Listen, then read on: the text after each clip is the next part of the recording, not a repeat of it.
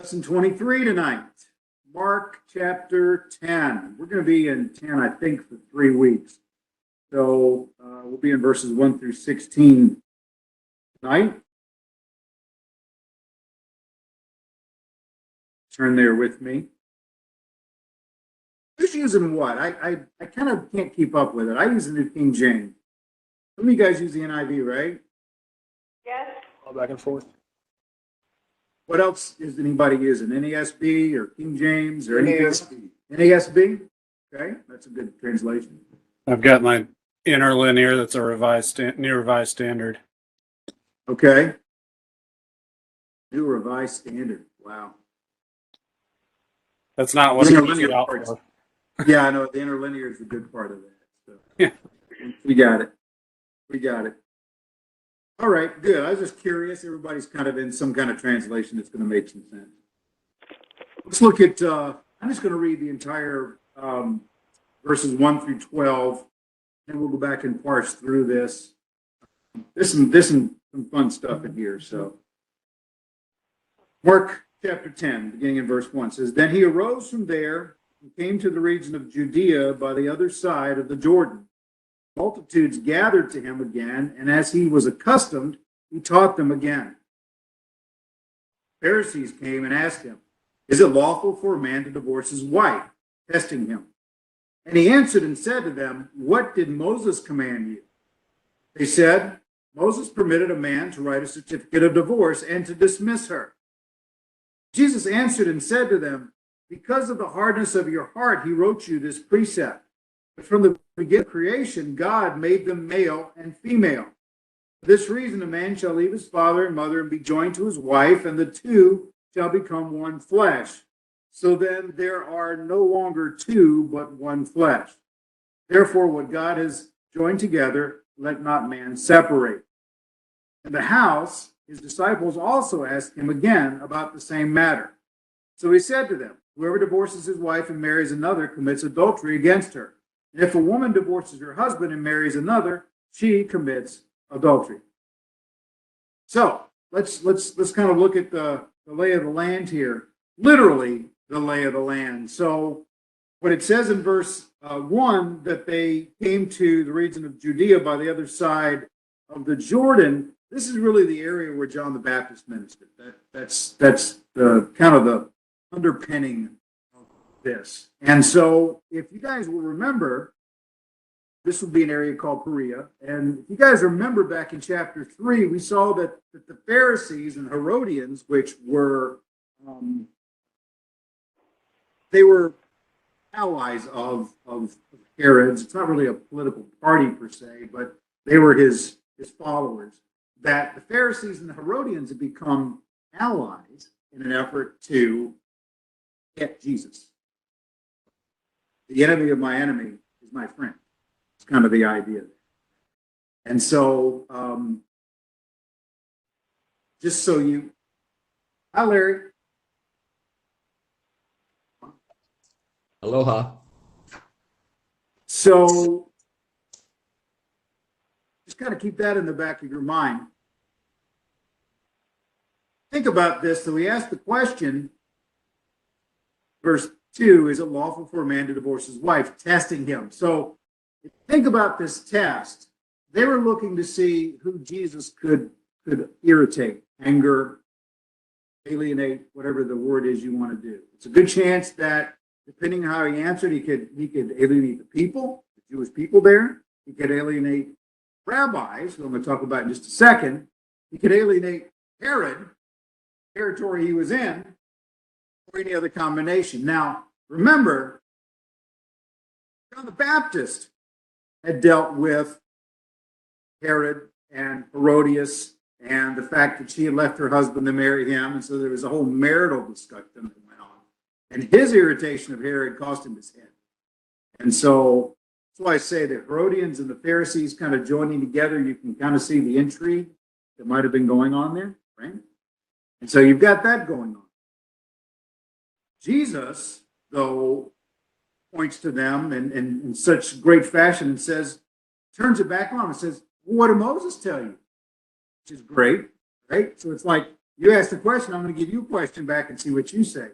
And what they say in verse 4 is essentially the first verse in the passage that starts in Deuteronomy 24:1. Okay. But interestingly enough, it goes a lot further than that. Matter of fact, let's do this. Keep your finger there. Let's go back to Deuteronomy. You got the Old Testament or you just New Testament? I got it. You get OT? Okay. Let's go back to Deuteronomy for a minute. Look at 24. Just to see the lay of the land, the verse, what's going on. Because really this quotation that's in Mark chapter 10 is really just a preface statement for the passage that follows. So it really wasn't the focus.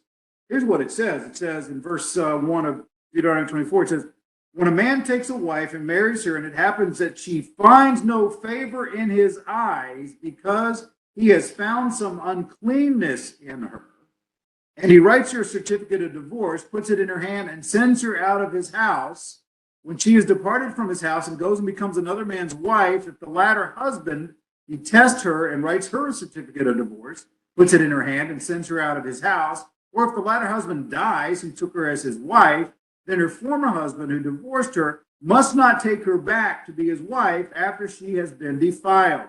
For this is an abomination before the Lord, and you shall not bring sin on the land which the Lord your God is giving you as an inheritance. And so you see the law that Moses is giving there really is talking about her subsequent marriage and either the divorce or death of the second husband and what she can do. That's the subject there. But the underlying rule that was in place is what we see in chapter 24, verse 1. And so it's just the underpinning for the rule that comes behind that. And so while we're there were these two schools of thought in rabbinical teaching in the first century. The conservative, if you will, the conservative side followed a rabbi named Shammai. And looking at Deuteronomy 24, the pivotal part is where it says, because he has found some uncleanness in her. Now, Shammai said what that meant was there had been some sort of moral failure with the wife. That's what triggered the divorce. He could write her a certificate of divorce if there had been some moral failure, such as adultery or, something like that defiled the marriage. The school of Hillel, which probably more people know about Hillel, tended to be more generous. And as a matter of fact, what Hillel's school taught was that it could be a moral failure, or it could be just about anything else that the husband didn't like, kind of like the way it is in Brazil, even to this very day, and some other parts, certainly of the Muslim world, is that if she just was an irritation to him, if she was an embarrassment to him for some reason, he could write her a certificate of divorce and put her out. So when I say that there's going to be some possibility for alienation, depends on where Jesus comes down on this. He could irritate either the Shammai school or the Hillel school, or possibly both, who's going through this. And so that's why the stakes are pretty high here. I'm going to pause. Any questions or comments on that? Any thoughts you guys have before I keep going? I have a question or a comment. Okay. Either or. In the Deuteronomy reading that you just did, in verse 4, it says that it is an abomination before the Lord, and you shall not bring sin on the land which the Lord your God is giving you. So that makes me think it goes further than just the husband and the wife, that the actual community of Israel suffers when there's sin. That would be a correct statement. Absolutely be a correct statement. Is the word abomination the key for you there? No, actually, sin on the land was what caught my eye. Right.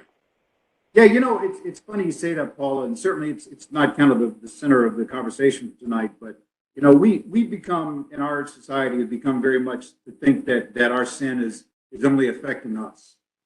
Right. I mean, that's kind of where we are. But there's a lot of episodes in the Old Testament that showed that one person's sin could affect the nation. I think of Achan, for example.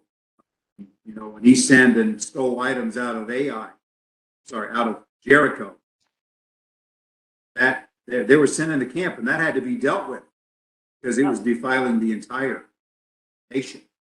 Even though they weren't a nation, the entire people. So yeah, they looked at it a little bit differently than we do. That's for sure. Please. So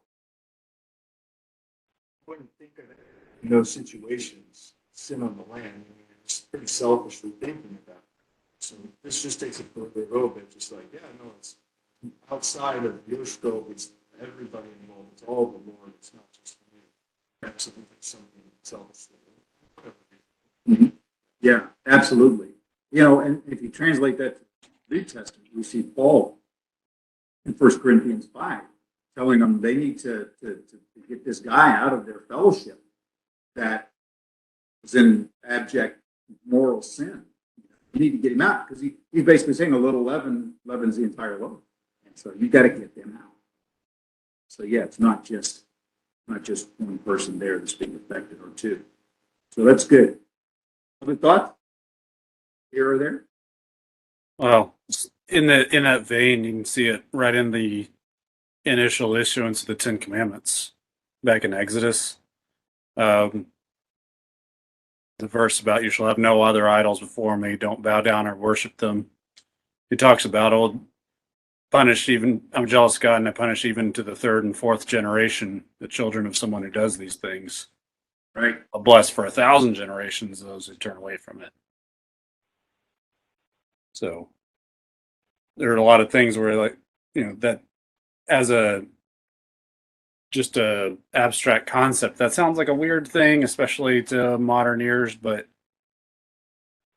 consequentially, it's pretty easy to trace out instances where something that might have happened 40 years ago, 60 years ago in one earlier generation just has these compounding effects Right. that tend to last as long as people have living memory of those that were involved.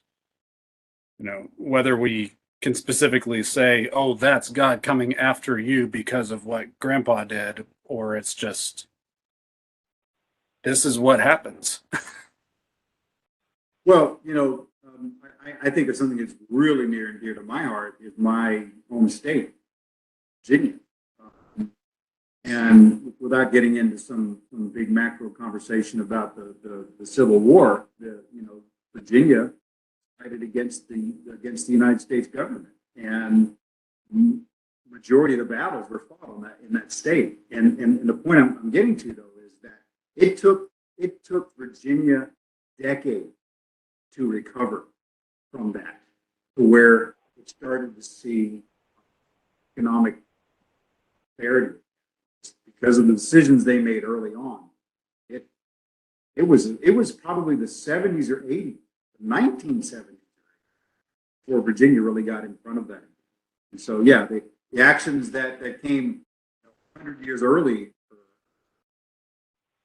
100 years earlier, was still impacting that state. So that's just really kind of more of a mechanical thing than maybe some of the things we're talking about. Yeah. Well, guys, I've got this statement, and what we've been talking about the last couple of minutes really kind of speaks to it, is that we need to understand that just because God graciously allowed for divorce doesn't mean that he approved of it. That's where Jesus is getting to here when he talks about the fact, he says, it was because of the hardness of your heart that he wrote this decree. And so I'm going to kind of do this out of order. I've got the questions like I usually do down below the text, but I'm going to go there because this is one of the questions, and I want to talk about this.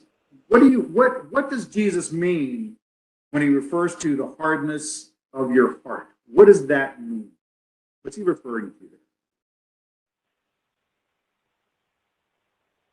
there? Heart is what comes out of man, basically verbalizing just going to go there with this, then hardness of heart is you could have a graceful situation, but yet you just can't say thank you or polite things. You have that. It's just ingrained in. There's it's holding back the nice, I guess, avenue to take, or the one that would glorify God. I'm not talking about positivity or anything like that. I'm saying the avenue of glorifying God with your words. Sometimes the hardness of heart is held back.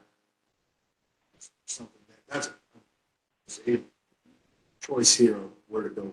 Okay, all right. So in other words, what you're saying is what could be giving him glory, giving him praise, ends up not being bad. Correct. So if you don't have the hindsight of glory of God being presented through your lips, then the hardness of your heart could not allow that to come out. Okay, all right. So which would demonstrate itself in what ways, maybe? You think? I think it would be more confidence, more attitude, more against the others. Okay. We're supposed to receive. Okay, Yeah. all right. So more of a self kind of driven Yeah. thing. Okay, that's good. What else? What other thoughts, guys?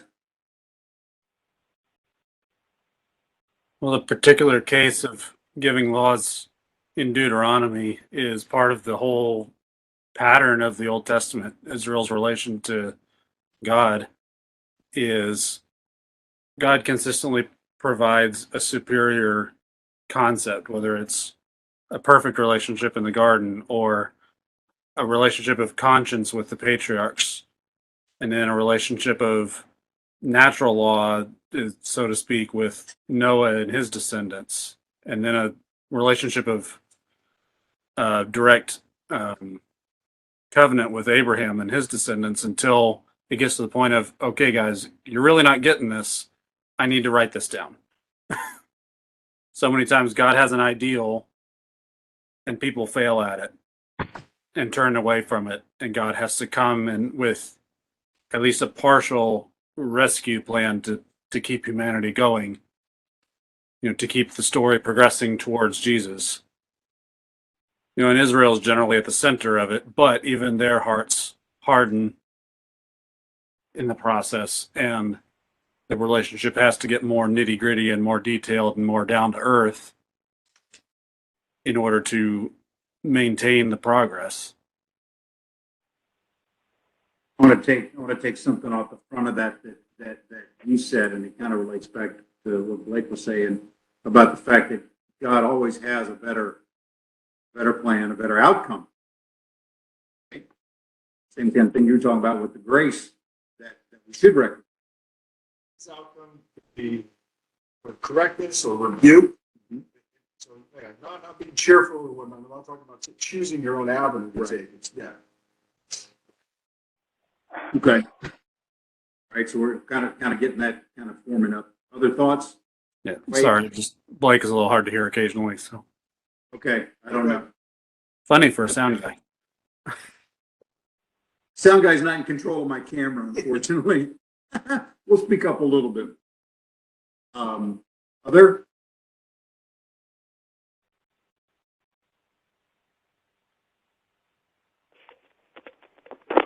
Well, the heart of man is naturally rebellious, and so I think we have to look that when two people are in a close relationship like a marriage, there's going to be conflict, and I guess the Israelites wanted an easy way out.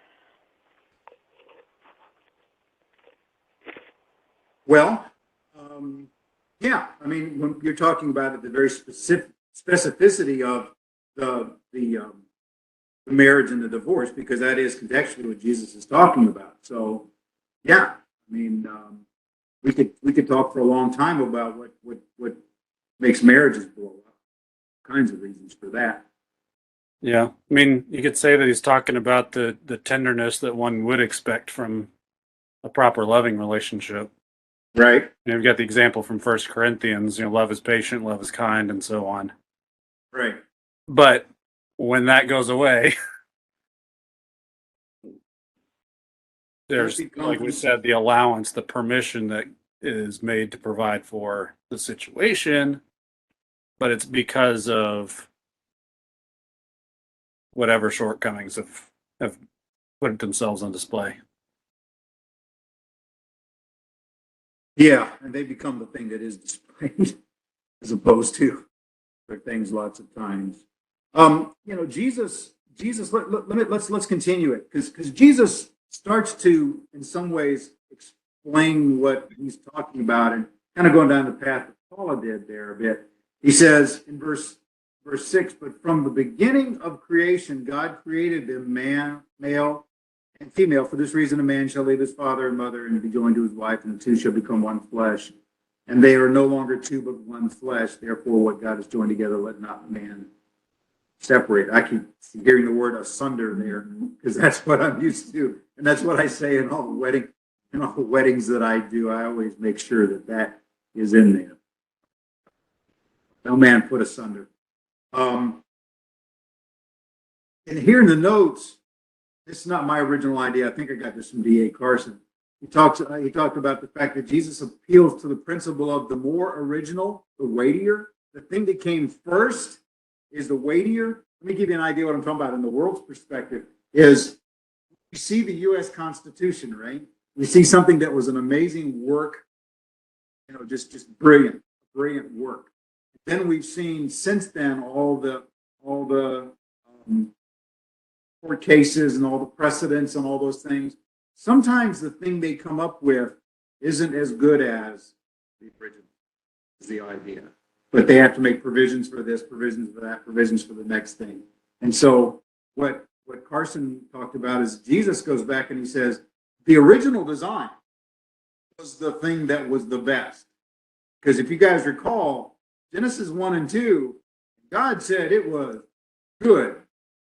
So it was good. That was pre the fall, before Genesis chapter 3. So this was the best. It was the weightier. It would have more import. And so, because what he's saying in 7 through 9 is that the ideal for marriage, we talk about the ideal idea, is that marriage is a permanent union. That's what it's supposed to be. That's what God intended.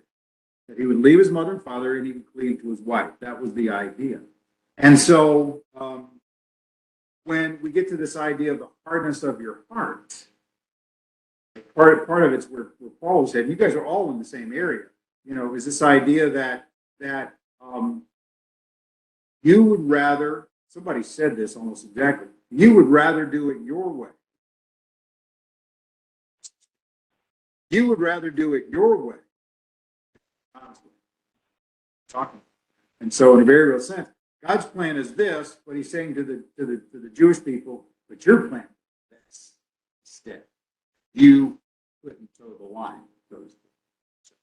That's kind of that picture that's going there. But I wanted to ask the question about the hardness of your heart because it's not just when it comes to marriage and divorce, it's kind of our human existence. Perfect plan versus what our picture of things are. Now, let me say one more thing and then we'll kind of pause here for a second, is that, I hope I say this right, I wrote it kind of shorthand, but I want to make sure that I say this correctly. When it came to adultery, the Jewish people thought adultery was only an offense against another man, one man's offense against another man. If a man slept with another man's wife, the adultery was against the other man. For two married couples, and the husband of one couple cheated with the wife of another couple. The man who cheated, his wife was not a victim of adultery in their minds. It was only the other man who was a victim. Think about that. She got nothing. He could kind of do what he wanted. So Jesus provides a different picture of this because he says, whoever divorces his wife and marries another commits adultery against her. See, Jesus, elevates the woman to a position in the culture that she had never had because she would never have been victim in their mind. So one last thought, because he says about divorcing her husband. The Jewish law did not allow the woman to divorce a man. Only he could write the certificate of divorce. That's what it says back in Deuteronomy 24.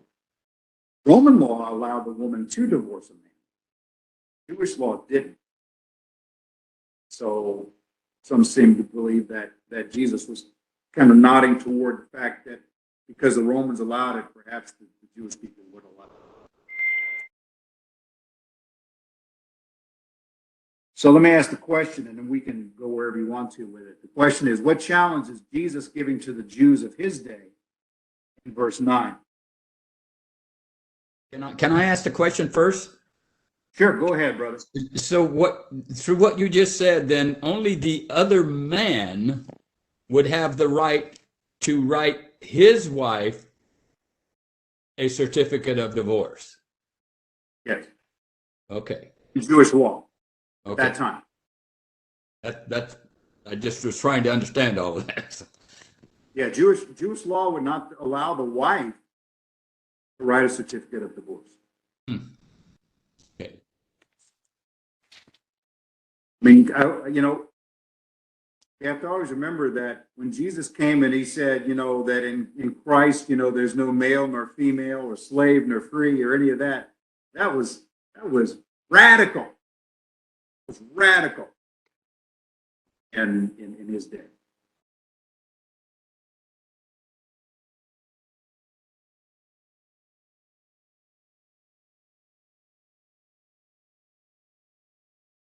So what's the challenge Jesus is giving to the Jews of his day in verse 9?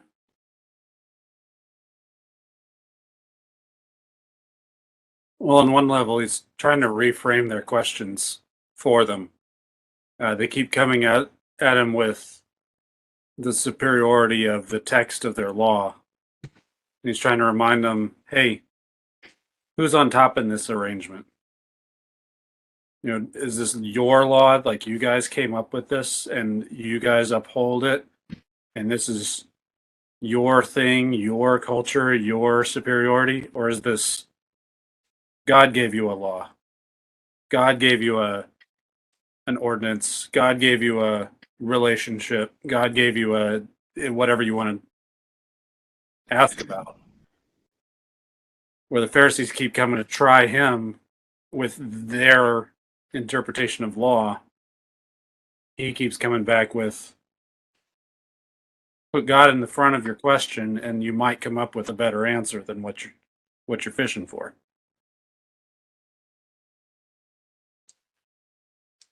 Okay.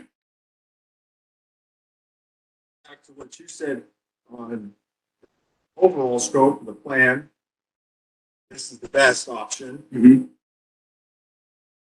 That being said, what's the problem here? It's kind of the issue. How are we even coming into divorces and all these things if not man has not stepped in and started doing stuff? That's kind of what I see here, which is God can join things together because that's how we said it. That's the way it is. It's not the way it is with you guys. Sense of repentance. Yeah, you guys are saying the same thing. It's got to start with God. But Trent said it. These guys in there, they were so legalistic by this time that that's all they saw. That's how next week we're gonna look at the rich young ruler. And what he say? I've kept the law. I'm good. Done it. But there's more to it. And that's what Jesus spent the first part of the Sermon on the Mount talking about. It's like, yeah, you guys may be stepping in the letter of the law, but you're not keeping the spirit of the law. Other thoughts? I agree totally with what has been said here, because basically what he's saying to him that, God ordains marriage in a certain way. and it's not supposed to be broken by men and or their laws. So I think what he's trying to get across to them is, what makes you think that your way is right? That's kind of what I'm getting out of it. Yeah, and that kind of goes back up to the first thing, talking about the hardness of their heart. Yeah. Is that they were more interested in being, well, as I've said at times, they were more interested in being right than doing right. Yeah. So ultimately, they couldn't get out of their own way. Does Christine look like she's glowing to you guys? Yeah. I gotta close that thing. It's kind of distracting me. Should build a tabernacle for her. Yeah, Sorry. there she is. Wow. It's like some scene out of Cocoon or something. That's from back in the late 20th century as well. So, any other thoughts? Was it was kind of an interesting sort of old Plato or Neoplatonist style idea about summum bonum, which is old medieval theology, the sum of all good, right? It's not just that God has good or God comes from good or God represents good. It just is. It's the same thing. You can't separate them. And the good is composed of all of the good things that would constitute happiness, such that they become equal to each other. And depending on where you're reading, they could be composed of the things people pursue: wealth, power, fame, pleasure, all these different pursuits. And the idea is that the true source of happiness, the true source of good, because God is the embodiment of those, is where those things are contained. When the Bible talks a whole lot about glory and fame and power in relation to God, because he's already fully self-contained and comprehensive in those things. And the problem becomes with people, they try to pursue one at the expense of some of the others. If you want wealth, but you're not willing to pursue the others with it, you're just going to be greedy. If you want power, but you're not willing to pursue the others with it, then you're just going to be a politician. And this gets traced out, from thousands of years ago, how in terms that are very familiar to the modern day, the things that go wrong when people try to take part of perfection and not all of perfection. They try to take some of good and not all of good. They're willing to discard the parts that are inconvenient to their short-term goals. And I think that's a really, really big out there portion of thinking, but it points to some of this too. What God has joined together, let not man separate. If God would put all of this encompassing fullness, or pleroma is the word you see in Greek a lot, all as one package and provide it to you as happiness for you to share in, why would you take this one little piece and split it out and say, I don't need this part, I'm just going to take the rest? Clearly, you're going to head down the road to ruin. Well, that's what I refer to as compartmentalization. And the challenge is, anytime that you pursue something as opposed to pursuing God, that's where you run. You pursue God. Right? You talk about pleroma. Let's just face it. God is absolutely able to, more than we can ever understand, abundantly fill us with all that we need. But you're right. We pursue aspects as opposed to pursue God. Just pursue God. Everything else falls into place. When you were talking about, modern, I think about people that, they can't stand getting old. They can't stand looking old. And so they start pumping up this and tightening up that. And unfortunately, what happens so often is when you try to fix one thing, something else looks bad, and you got to fix that. Pretty soon, you look like you're going to explode because you got all this stuff going on, but might be offending. So maybe I should stop there. So yeah, I get it, brother. I get it. I get where you're at on that. All right. Well, let me stir the pot a little bit now. And I'm not, guys. You guys know me well enough to know I'm not trying to try to find contradictions in the Bible, right? I'm more trying to equip you guys when somebody goes, well, what about this? What about that? All right. So let's look at, first off, Jesus says in Mark 10:11, whoever divorces his wife and marries another commits adultery against her. All right. That's pretty straight up, right? Now, back in Matthew, in two places, in the Sermon on the Mount, and again in 19, he says this. I'll read them both. In Matthew 5:31 and 32, he says, furthermore, it has been said, whoever divorces his wife, let him give her a certificate of divorce. But I say to you that whoever divorces his wife for any reason except sexual immorality causes her to commit adultery, and whoever marries a woman who is divorced commits adultery. Okay? Then over in Matthew 19:9, and he's quoting Jesus, he says, well, I'll back up because this is actually the parallel passage. He said to them, verse 8, Moses, because of the hardness of your hearts, permitted you to divorce your wives. But from the beginning, it was not so. And I say to you, whoever divorces his wife, except for sexual immorality, and marries another, commits adultery. And whoever marries her who is divorced commits adultery. Okay? So in both cases with Matthew, we see the phrase sexual immorality, that there's a provision that. In Mark, he says, whoever divorces his wife and marries another commits adultery against her. So how do we reconcile Mark 10:11 with parallel in Matthew 19 and the very similar teaching that he gives on the Sermon on the Mount? How do we reconcile those two things? We need to.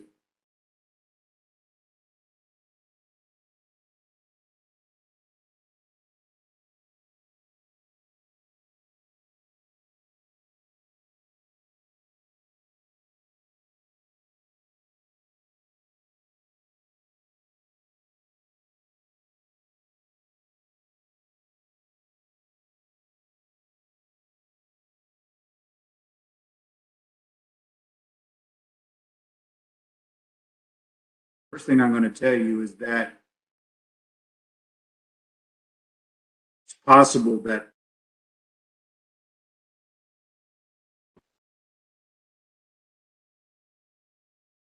Matthew 19 may be basically written in such a way as to correlate with Matthew 5, just to make them sound the same, okay? Not that Matthew necessarily did that, but the copyists, as time went on, said, well, wait a minute, back in 5:31-32, he said, except for this. So in 19:9, we need to say the same thing.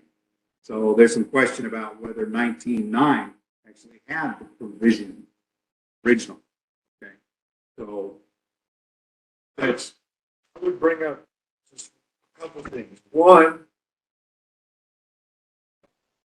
Old Testament is laden with our history, laden with not the best examples of adultery or being set forth. yeah, That being said, because Jesus came, our sins were apparent.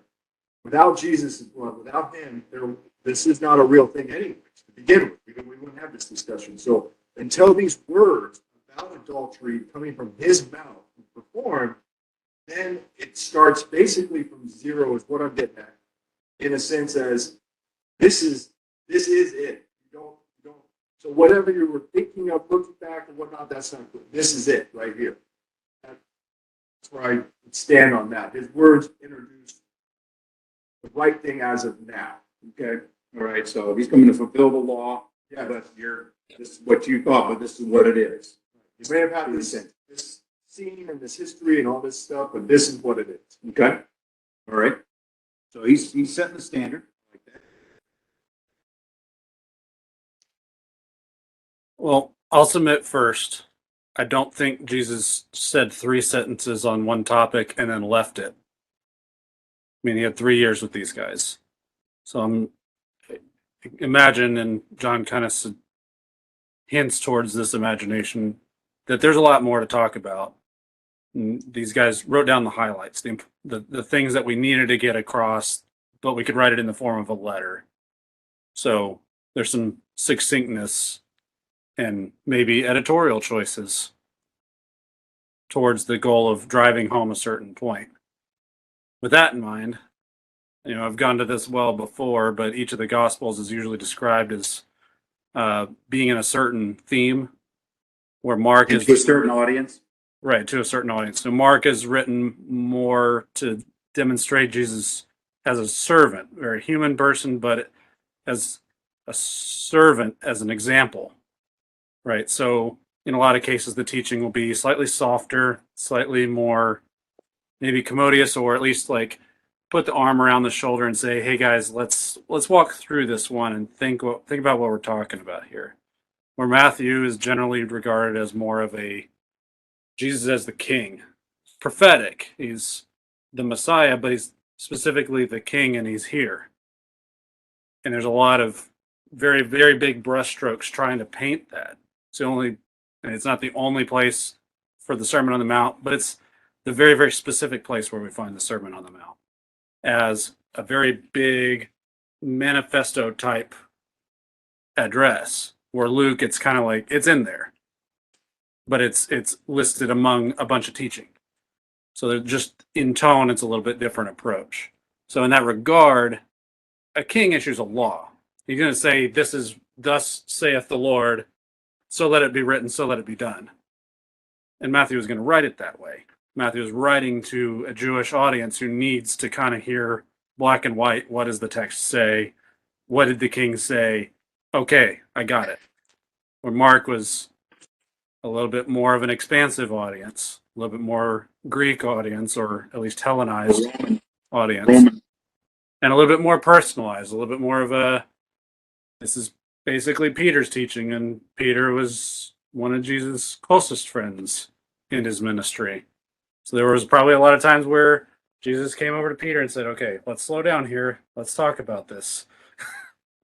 And Okay, so Peter let me- would have let me- taken that example. Let me rein you in then. So is your point that he probably taught it multiple times to different people? Is that where you're coming from? My point is that there's more teaching than what you see in any one spot on any given topic. Right. Each of the writers, as they recorded the teaching, focused on the part that fit into what they were trying to communicate. That's why we retain all 4 Gospels, in order to get a completed picture as much as is available to us. All right.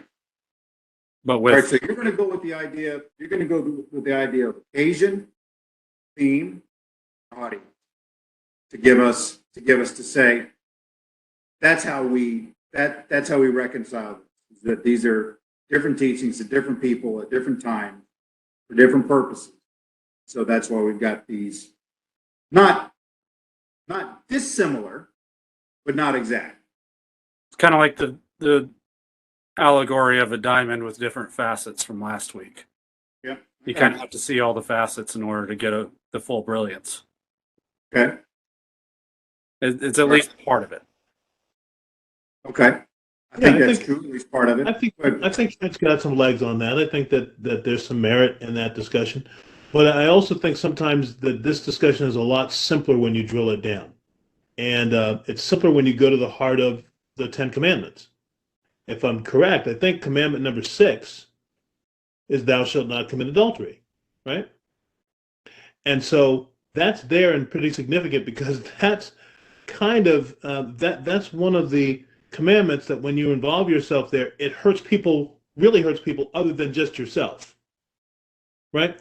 And sometimes the hurt that's there is so indescribably difficult and almost impossible to overcome from a human standpoint, especially going back to an earlier discussion. We talked about the heart of stone, which we didn't talk about the contrast, the heart of flesh, which we see in Jeremiah. And so Ooh, yeah. and so that's kind of where we get into that difficulty, because the heart of stone there is what permeates us versus the heart of flesh that we get later on with the new covenant. So I also then say we also can look at the Old Testament to take a look at Hosea and Gomer, because that's our example to suggest that there's both and that's going on in Jesus's discussion here, which says, look, if you just have to doggone separate it, understanding from the Shammai commentary, it's if the indecency happens where the man, because that's the patriarchal comprehension there, the man is so hurt he can't overcome his hurt, and he can give her a let or get, which is the divorce request, right? But what we see in Hosea and Gomer is the Lord regularly tells Hosea to take back his prostitute wife, who not only is prostituting accidentally, or he finds her as a prostitute, she prostitutes herself on purpose. And the Lord says, take her back anyway. And that's the ideal. That's the ideal. And a heart of flesh and Yahweh's commandments, if we seek first the kingdom of heaven and all of its righteousness, that's the ideal. I like to bring it in Gomer. We don't get to talk about Gomer too often. Surprise, surprise, surprise. Why did I know that was coming? If you didn't do it, I would. Yeah. Oh, there you are. See, guys, keep coming back to this idea. We've talked about this all night. Is that concept of God's ideal? What God's ideal is, and again, I think it's really important we recognize this fact that if at all possible, stay together. If at all possible, stay together. God graciously allowed the Israelites to have divorce. But that was when nothing else would work. This idea that we have in American law today that people can say, I have irreconcilable differences. If you want to be honest about it, Christine and I have irreconcilable differences on something. Right? I mean, we do. But they don't, they never elevate themselves past her looking at me with the look she's giving me right now.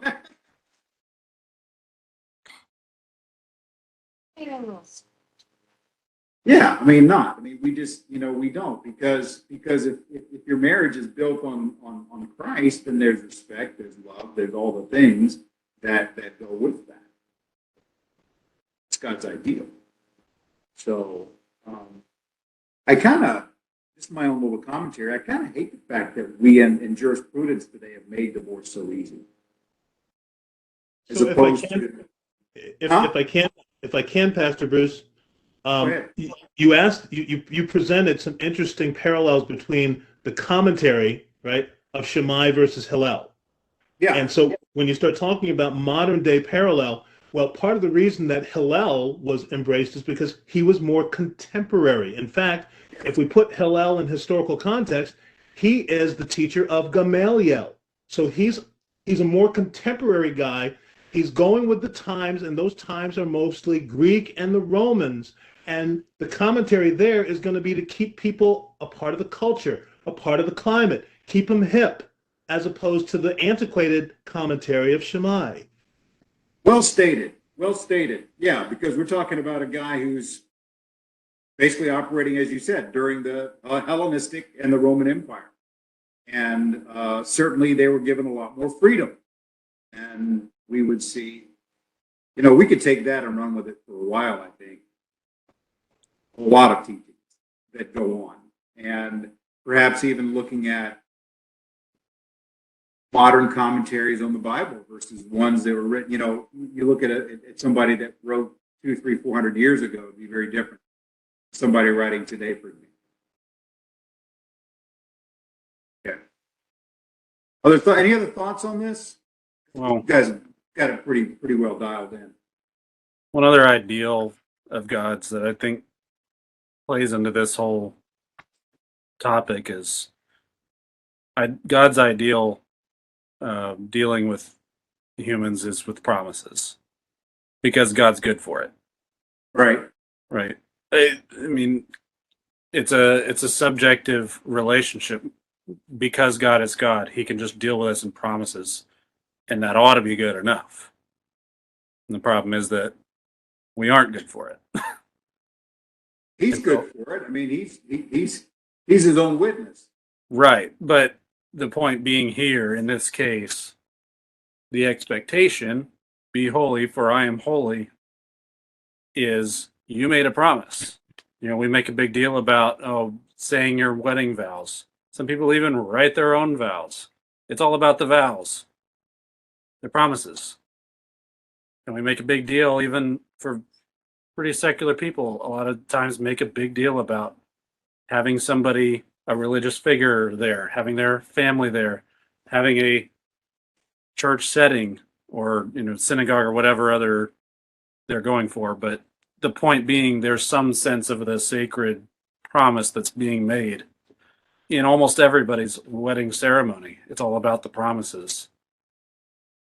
And if the expectation is, hey, God looks down and says, well, I make promises all the time and I'm good for them. So that's kind of the standard. That's what I expect. And if you're going to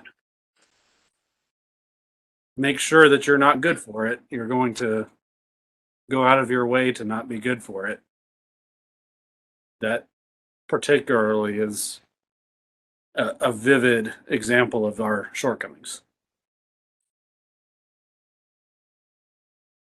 Yeah, what you said about the even the lost world. I've had the opportunity while I was here because we're a destination for weddings. I've had people reach out to me through the pastor registry that the state keeps, and through church circles and things, and it's amazing how some couples are they are God conscious for about 20 minutes, right during the sermon, right during the ceremony. And beforehand, it's wild times. Afterwards, it's wild times. But just during that service, they've got to be pious or what have you, and then on back to the other. It's like, and I know that it's in the sight of God. I know that, but the fact is, they're not of God. Maybe I'll look at that a little skewed.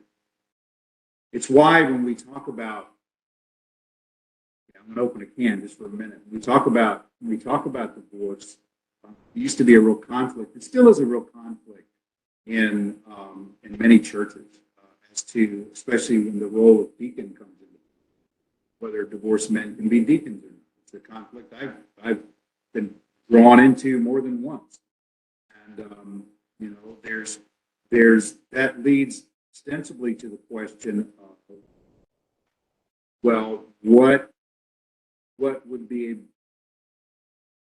a disqualifier for somebody? And certainly the thing that we've always talked about in church circles is if Charles Stanley's wife left him, right? I mean, it wasn't, he wanted to not be married. I don't know if there was infidelity with her or not. His wife left him. That was not his thing. We certainly make allowances for infidelity. And we've also, a long time, talked about the fact, well, when did the divorce occur? Were you a Christian when that divorce occurred? Because if it did, and then you became a believer, do we believe the scripture that says all things are new? Do we believe that? And so when we get into that conversation about married men and deacons and whether they've been divorced and all that kind of thing, it opens a whole new door into a lot of these areas. And I've taken us off on a weird tangent. So I'm going to come back, but it's a really interesting conversation topic. If you have to really face the conditions of divorce in a different way. And it goes well past where you were, Trent, with the idea of the promise and the fidelity. because it does seem like sometimes in the battle of marriage, the promises are forgotten. So, any other thoughts on that? I'm going to go into the next section unless you guys have questions or comments. I got to turn the light on. Go ahead, anybody. Yeah, just the modern day, and when I say modern day, I'm not really talking about the 20th or 21st century. I'm talking about modern times, probably any time, maybe since the Europeans have colonized the world. Marriage is much more of a contract versus a covenant.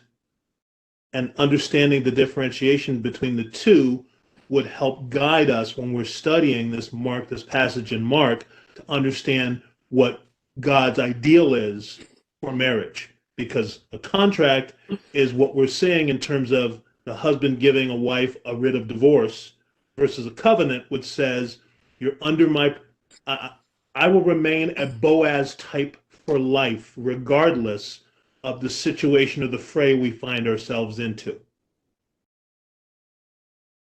Well, I'm sure if we wanted to drill down into this even deeper, we get into the one flesh, and we start to go and we start to look at sexual immorality.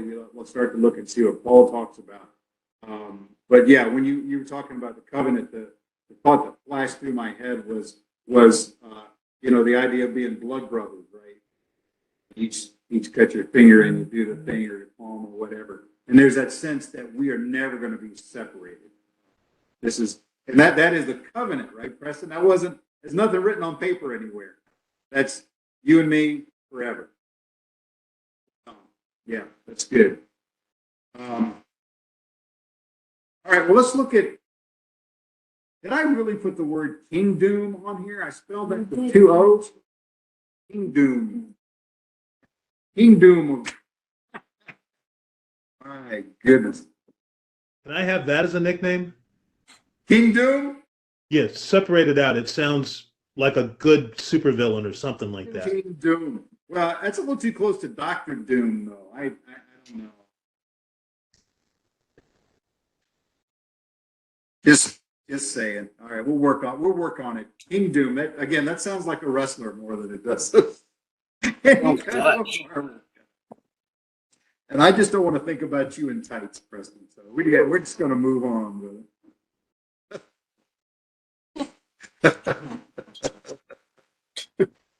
More editing coming in the study. All right. This is the shorter part of the passage for tonight. Verses 13 through 16. Then they brought little children to him that he might touch them. But the disciples rebuked those who brought them. When Jesus saw it, he was greatly displeased and said to them, "Let the little children come to me, and do not forbid them, for of such is the kingdom of God. Assuredly, I say to you, whoever does not receive the kingdom of God as a little child will by no means enter it." He took them up in his arms, laid his hands on them, and blessed them. Headlight on your bike? No, but I'm saying you got a headlight on your bike, right? All right, just making sure. Just making sure Trent, that Blake's going to have light to get home. Yeah. I could. I got to go, actually. I got to get Scott a ride to the airport. What? Yeah. So, but I couldn't look right. All right, so verse 13 is the idea that, and this shouldn't seem real foreign to you guys, that it was customary to bring children to an important man for his blessing in their culture. It wasn't unique to Israel, but just this idea that this great speaker and people want to bring their kid and have them, bless them, to encourage them, say something to them, whatever. We see that even in our own culture, where you take the kid to a baseball game. Right? You want to get him to go down there and meet their hero. Same kind of thing. So, what's interesting is that only only Jesus, I'm sorry, only Mark really describes Jesus as this greatly displeased with the disciples because they rebuked the people. Mark's the only guy that brings that out. Mark does that on a fairly regular basis. You're talking about, him being the servant. And in many ways, Mark is just a little less varnished in some ways than the other. By the way, not next week, but the week following, we're going to hit the verse 10:45. So I think that's when we're going to take a spell and talk about the Son of Man, because it kind of makes sense to do it then. I've been promising that. We talk about the Son of Man imagery, so we'll probably do it then. Luke, in his parallel passage in Luke 18, refers to them as infants. So there's a picture here, probably because it's children here, but these are small children that they're bringing, little kids that they're bringing here, little peanuts that they're bringing in here. So, and I just put this comment in here because I think it's important that children have worth in God's kingdom, unlike much of the world. Guys, you think about so many parts of the world that aren't Christian, that children basically disposable. They're disposable. They get left out there to fend for themselves, get thrown up into children's armies, and they're just expendable for what it's worth. But in God's kingdom, children matter. I think there's still a reflection of that in Western society because of the influence of Christianity. That children matter. I know there's the whole debate about abortion, but that comes from the standpoint that we value kids, we value children, we value life, we value their life. Really, well, I'll leave it there. Why do you think? And there's not an answer here, so it's just kind of looking at the text and looking at the circumstance and Jesus and his disciples. But what may have caused the disciples to rebuke these people bringing the children? What would cause them to say, "Stop! Don't do that"? Why do you think? Maybe.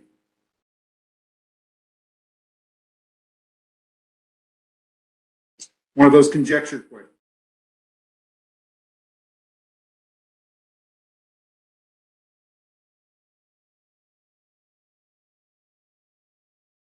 Overthinking.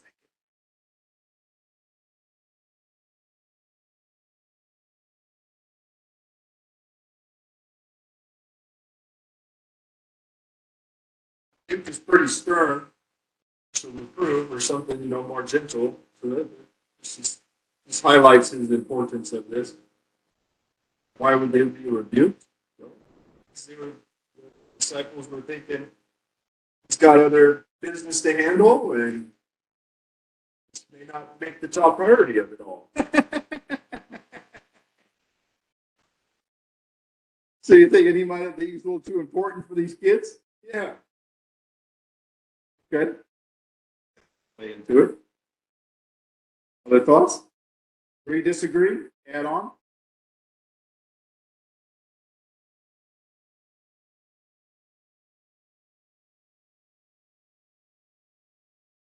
Not a lot of Pampers or Underoos for some of these kids visiting with the disciples and Jesus. So there could have been potential mess and the chaos that kids can bring to a party at any point in time.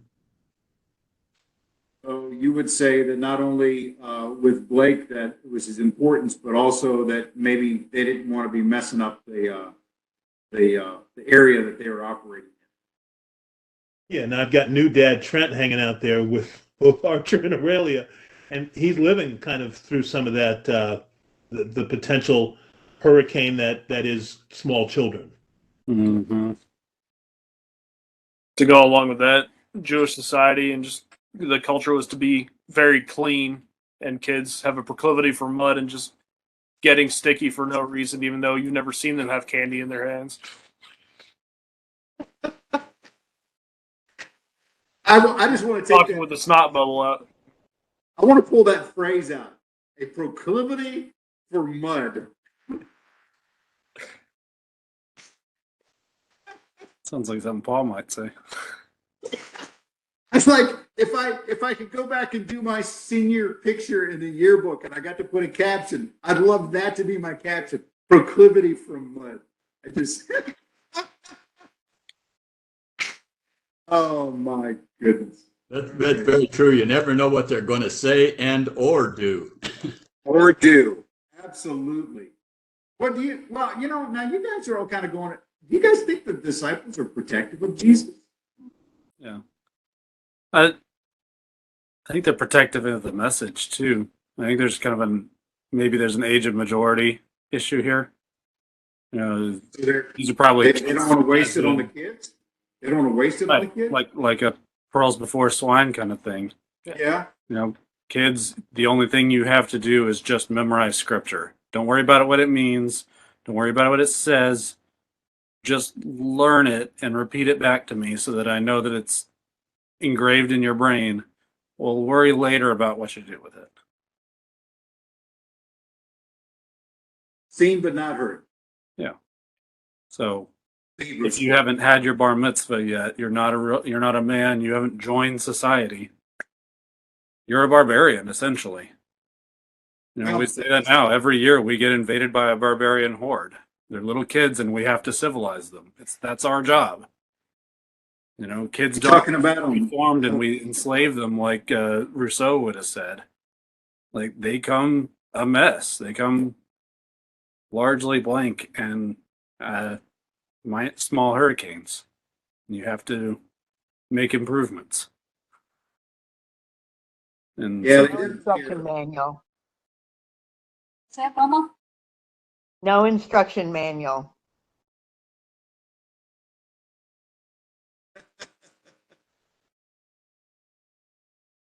And it's amazing, yeah. You get these little things to these young adults that just starting to grow up themselves sometimes.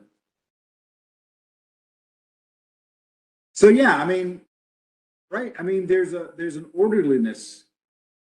Jesus, he's with his guys, and there's an orderliness to it. I mean, sometimes it does get pretty off the chain, right? I mean, you see people coming in and begging for healing and those sorts of things, but what you guys are saying, that's a little bit better than just romper room coming in the door.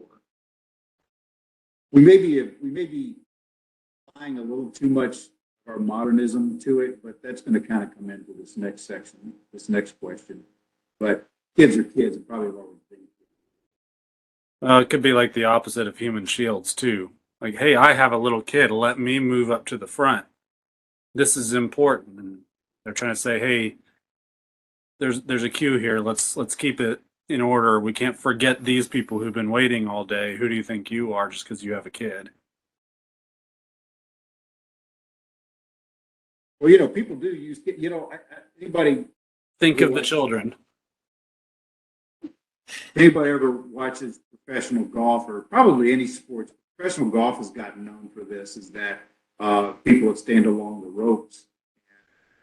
You know, you get a lot of people that want to get autograph stuff, that want to turn around and sell it. But what they'll do is they'll grab their kid, stick the golf hat and the pen in their hands, shove them forward, hoping that the kid can get the guy to do the autograph. Larry, you're nodding your head. You know what I'm talking about. So yeah, that's kind of what that is. Yeah, if you watch any of the tournaments, you'll see that very often. Yeah, a lot of the. That's the ploy at the Mexican border. Well, yeah, it kind of is, isn't it? We've got kids here.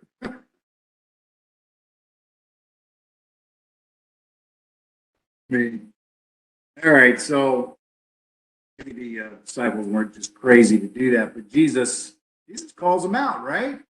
He's displeased with them. Lesson there. And so, verse 15 says, "Assuredly I say to you, whoever does not receive the kingdom of God as a little child will by no means enter it." So he uses a little bit of an illustration again. We saw this last week, week before last. And so I ask this final question.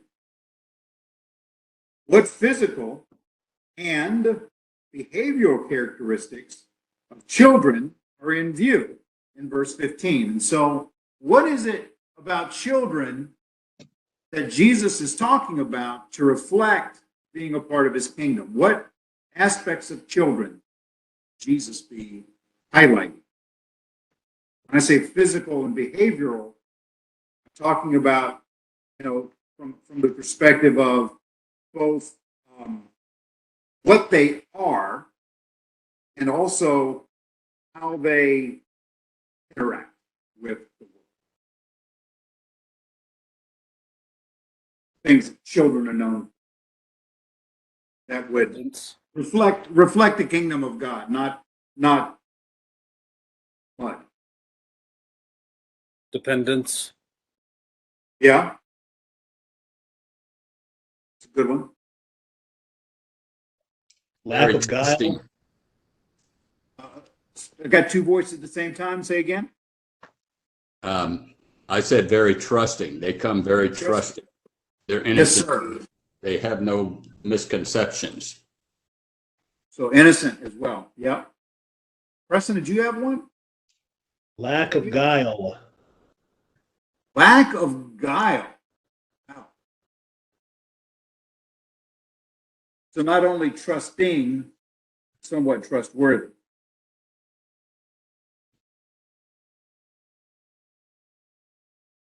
No provisions. No provision. Then you mean they don't bring anything to the table? Is that what you're saying? No, I mean, they can have clothes and stuff, but yeah, they don't got cash in their pockets. All right, go with that.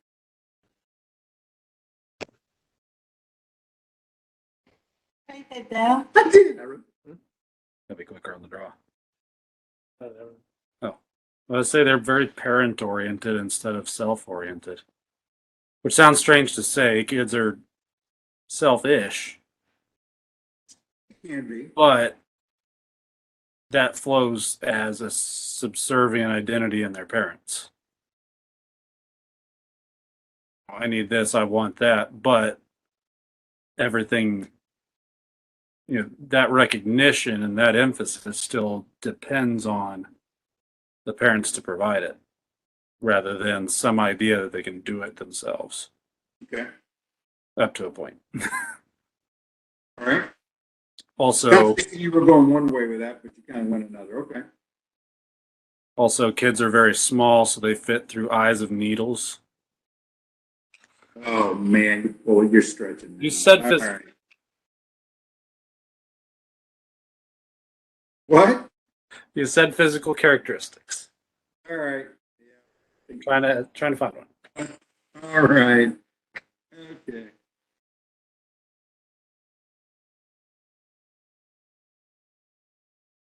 They try a couple more on you guys.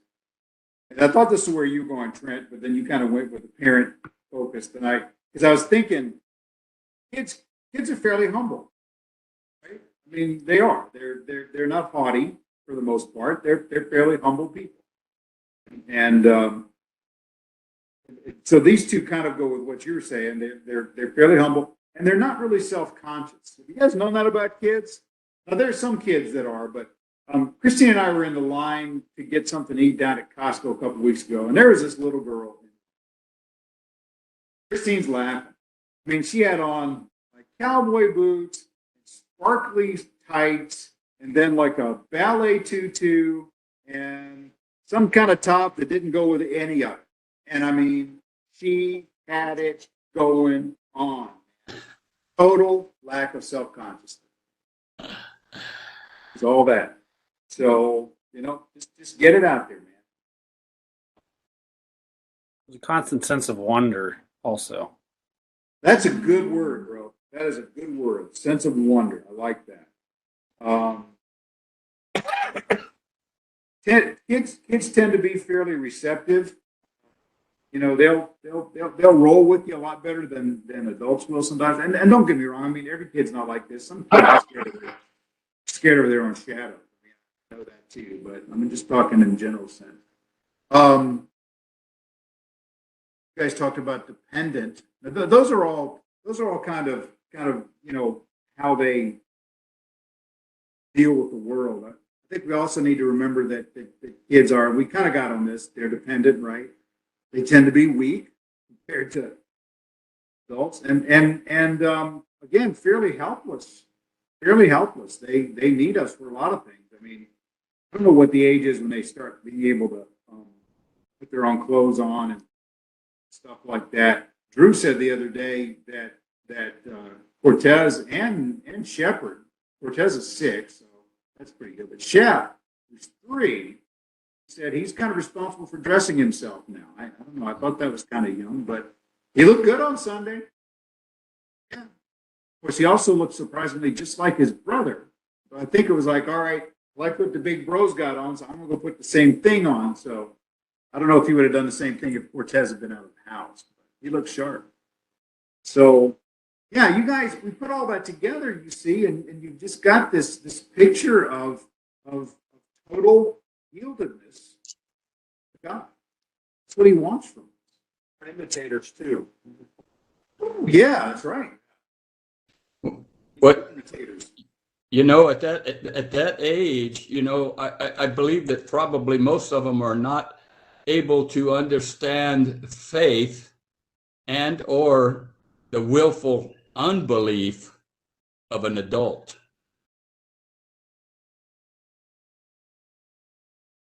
So you're saying that they tend to be what?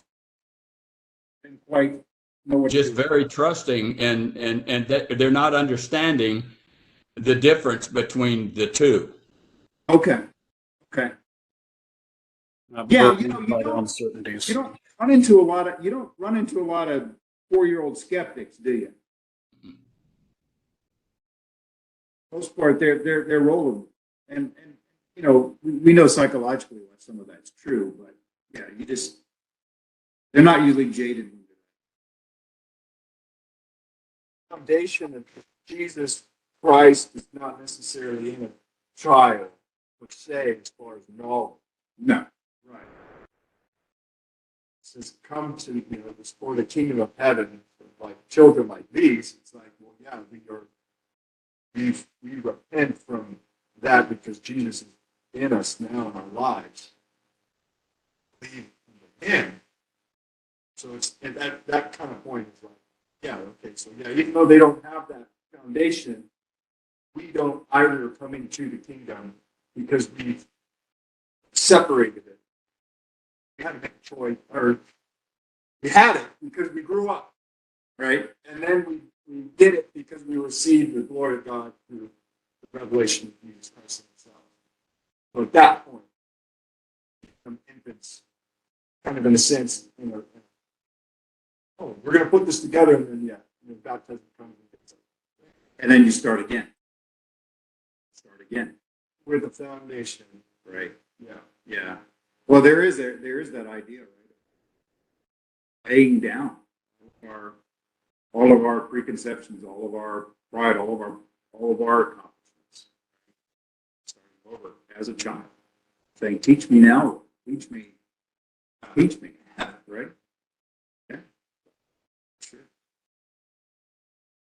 Any other thoughts? A couple other, mental characteristics. A child's conception of time is fairly godlike and eternal. The day is as 1,000 years. 1,000 years is like last night going by watching the night. Now, hang on. Now, you say that, and that's kind of true. You get so busy, we schedule everything, right? And kids, they do it until they're tired, right? They just do it until they're tired. And yeah, that's cool. All right, what else? Well, we adults get bogged down by the exact time for something rather than being focused on the best time for something, Well, that's true too. or a sense of immediacy and imminence of everything. There's also a sense of justice without all the excuses.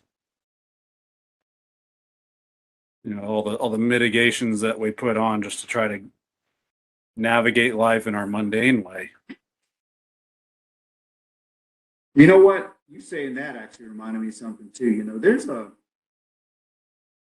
tenderness in most kids that we don't see in adults. When a child really realizes they've done something wrong, especially if they disappointed a parent, you know, something like that, you know, they're just broken. They are broken. So yeah, you're right. It's not about all the excuses. It's like, you know, they need comfort and want to be forgiven and go back to where they were. Yeah. I love that about kids.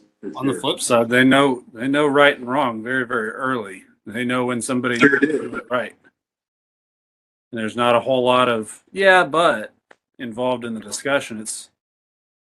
But they took my thing, or they, said something mean, and we sit here trying to rationalize away. Sometimes people are blah blah blah blah blah.